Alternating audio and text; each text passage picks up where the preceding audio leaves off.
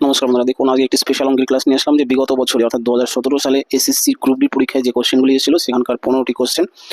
এই ক্লাসটি খুবই গুরুত্বপূর্ণ একটি ক্লাস, কেন কি আগামীতে যে পরীক্ষাগুলি রয়েছে, টিচার হওয়ার পরীক্ষা এবং কি স্কুলের গ্রুপ ডির যে পরীক্ষাগুলি রয়েছে, সেই পরীক্ষায় এই টাইপের প্রশ্ন একটু ঘুরিয়ে ফিরিয়ে দিবে। যার জন্য এই ক্লাসটি আপনি দেখুন, অবশ্যই আপনার কাজে লাগবে।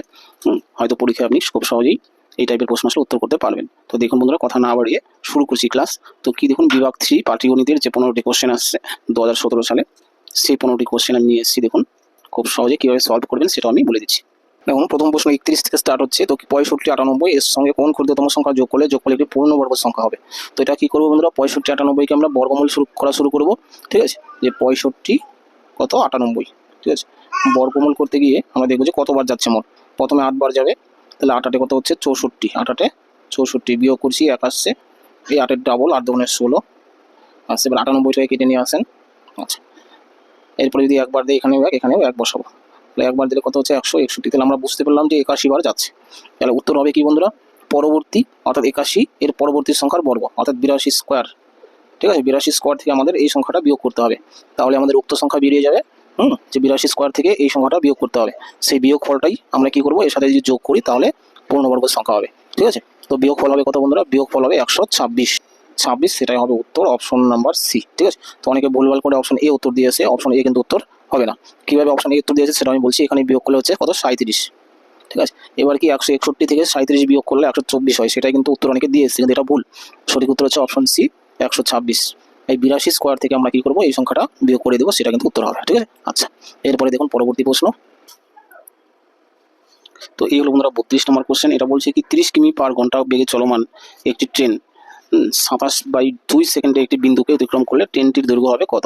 দেখুন এটা আরো সহজ অঙ্ক দিয়েছে, কিচ্ছু না বন্ধুরা, যেহেতু 30 কিমি পার ঘন্টা গতিবেগ, এটাকে আমরা সেকেন্ডে করে নিব, সেকেন্ডে আর মিটার। তাহলে 1 ঘন্টা মানে কত 3600 সেকেন্ড, তাহলে 3600 সেকেন্ডে যায় 30 কিমি, তাই না? তাহলে 30 কিমি যায় কত 3600 সেকেন্ডে। 3600 সেকেন্ডে আমরা নিচে লিখলাম। এবার কি 27 সেকেন্ডে কত দূর যাবে? ঠিক আছে, সরি 27/2 সেকেন্ড, তাহলে 27/2 নিচে লিখলাম। বাস, এটা কাটাকাটি করলে আমরা পেয়ে যাবো। কিন্তু এটাকে যদি আমরা মিটার করতে চাই, তাহলে 30টা কিমি ছিল, তাই না? মিটার করতে গেলে আরো 3টে শূন্য দিতে হবে, কিলো, হেক্টর, ডেকা, মিটার, অর্থাৎ আরো 3টে শূন্য দিলে আমরা ডাইরেক্ট উত্তর পেয়ে যাবো। ঠিক আছে, এবার দেখুন এখানকার 2টি শূন্য, এখানকার 2টি শূন্য কাটা যাচ্ছে। এবার কি 9 দিয়ে 4 নং 36, 3 নং 27, এবার কি 2 দিয়ে 2 দুগুণে 4, 15 দুগুণে 30, 15 দুগুণে 30, একটি শূন্য এখানে থাকছে। এরপরে কত আসে দেখুন 2, 75 দুগুণে 150 হলো। আর একটা কত আছে, আরও একটা 2 আছে, 2 অক্ষে 1.5 দিলাম, তাহলে 1.5 সাথে 75 গুণ করেন, তাহলে আমাদের উত্তর চলে আসে। তো 5 15 75 5, 7 15 105, 105 আর হাতে ছিল 7, তাহলে 5-এর সাথে 12, 112, অর্থাৎ অপশন এ হচ্ছে বন্ধুরা উত্তর, 1125 মিটার। ঠিক আছে, তাহলে অপশন এ হচ্ছে উত্তর। ঠিক আছে, এইভাবে এটা করতে পারেন। আচ্ছা, এরপরে চলে আসি 33 নম্বর কোশ্চেন। কোন বৃহত্তম সংখ্যা দিয়ে 1023 ও 750-কে ভাগ করলে যথাক্রমে 3 ও 2 ভাগশেষ থাকবে? তো আমরা কি করবো বন্ধুরা, এই যে 1023 এখান থেকে 3 বিয়োগ করব, আর 750 এখান থেকে 2 বিয়োগ করব। যে বিয়োগফল দুটি হবে কত দেখুন, 1023 থেকে যদি আমি 3 বিয়োগ করি তাহলে কত হবে, 1020 হবে, 1020। আচ্ছা, আর কত আছে 750, 750 থেকে 2 বিয়োগ করুন, তাহলে কত হবে 748 হলো। এবার এই দুটি সংখ্যায় কি করতে হবে, এই দুটো সংখ্যাকে আমরা জাস্ট কি করব, ভাগ প্রক্রিয়ায় কি করব, গসাগু করব। ঠিক আছে, গসাগু করার পর যত দিয়ে ভাগ মিলে যাবে ততই আপনি উত্তর দেখবেন, 68 দিয়ে ভাগ মিলে যাবে। ঠিক আছে, তো সেই হিসাবে অপশন বি বন্ধুরা উত্তর হয়ে যাবে। ঠিক আছে, বাস। এরপরে 34 নম্বর কোশ্চেন কি বলেছে দেখুন।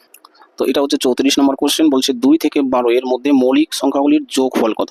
তাহলে 2 থেকে 12 এর মধ্যে মৌলিক সংখ্যা কি কি আছে দেখুন, 2 একটি মৌলিক সংখ্যা, 3 একটি মৌলিক সংখ্যা, এরপরে 5, 7, এরপরে 11, বাস এই কয়েকটি সংখ্যা আমরা যোগ করব, যোগ করলেই উত্তর। ঠিক আছে, তাহলে দেখি 5 5 5 10, 10 আর সাথে 17, 17 আর 1 হচ্ছে কত 28, তাহলে অপশন ডি বন্ধুরা উত্তর হয়ে যাচ্ছে। ঠিক আছে, এটাই দিয়েছে, কারণ এটা মনে রাখবেন 2 কিন্তু একটি মৌলিক সংখ্যা প্লাস যৌগিক সংখ্যাও। ঠিক আছে, তো সেই হিসাবে এই অঙ্কটা দিয়েছে। তা 34 নম্বর। আচ্ছা, এরপরে 35 নম্বর কি বলেছে দেখুন, সুদের হার 5% থেকে 4% হলে এক ব্যক্তির প্রাপ্য সুদ 250 টাকা কমে যায়, তাহলে ওই ব্যক্তির জমা মূলধন কত? তো এটা আমরা কিভাবে করবো দেখুন, 2 থেকে 3 সেকেন্ডে উত্তর হয়ে যাবে। আমরা কি করবো দেখুন, যে 5 থেকে 4 হয়েছে, অর্থাৎ কত পার্সেন্ট কমেছে, 1% সুদ কমার জন্য 250 টাকা কমে গেছে। তাহলে 1% মানে কত বন্ধুরা, 1% মানে 1/100।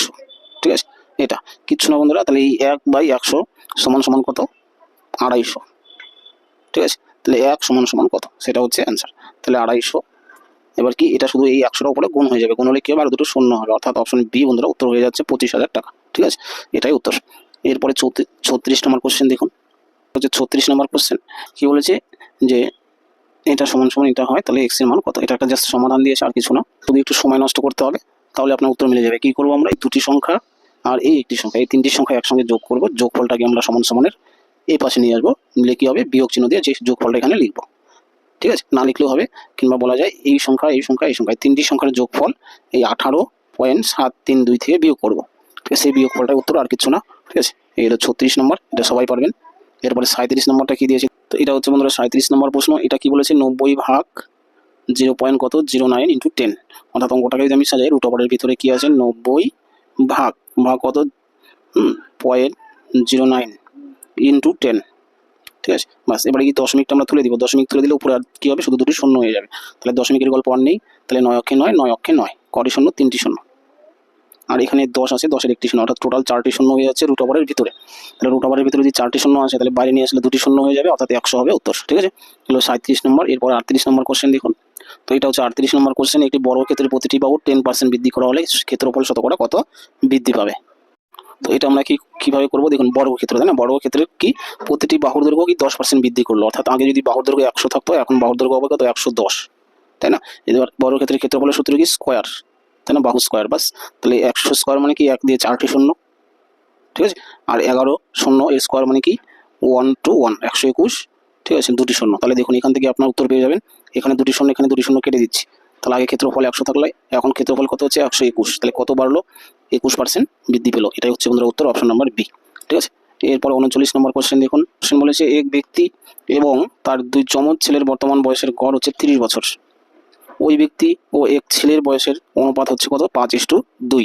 তাহলে ওই ব্যক্তির বর্তমান বয়স কত। বন্ধুরা প্রশ্নটা ভালোভাবে পড়ে বুঝে নেবেন যে যমজ ছেলে মানে কি, বন্ধুরা যমজ ছেলে মানে কিন্তু একসঙ্গে জন্ম হয়েছে, তাহলে তাদের কি বর্তমান বয়সের গড় 30 বছর, তাই না। তাহলে গড় যদি 30 বছর হয়, তাহলে মোট কত, 3 জন, তাই না, 3 জনের মোট বয়স কিন্তু তাহলে কিন্তু 33-এ 90 বছর হয়ে যাচ্ছে। ঠিক আছে, এবার কি অনুপাত দেওয়া আছে কত, 5:2, কত পিতা আর ছেলের অনুপাত কত আছে, 5:2, অর্থাৎ 3 জনের যদি আমি বলি, তাহলে 5:2:2, তাই না, দুজন ছেলের বয়সের কি একই অনুপাত থাকবে, বাস। এবার কি কিচ্ছু না বন্ধুরা, এই যোগফল দিয়ে, এই অনুপাতের যোগফল দিয়ে 90কে জাস্ট ভাগ করুন, তাহলে 5 আর 4 কত, 9, তাহলে ভাগফল কত পাচ্ছি, 9×10 90, 10 পাচ্ছি, তাই না, ভাগফল পাচ্ছি কত, 10।